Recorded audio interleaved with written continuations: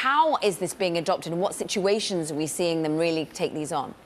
Yeah, this is really fascinating. So we've seen some headlines over the years of spots showing up maybe at a crime scene, but now we're getting new data from Boston Dynamics that shows more law enforcement units across the U.S. and Canada are bringing these robotic dogs into their forces to help out in hostage situations or chemical materials that are sensitive, like going in to see if something is hazardous, basically to prevent law enforcement from entering somewhere. This dog can go in, it can climb stairs, it can open doors. It basically acts as a separate set of eyes. There's a live camera feed. So an operator standing quite far away from a scene can go in, assess the situation, and more law enforcement units, like I said, over 60 now in the US, but also we're seeing it overseas.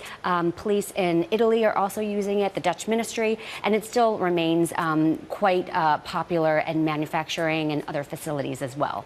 They aren't cheap, starting at $100,000. So the reward needs to be large. But what about some of the ethical implications here, Sam, briefly?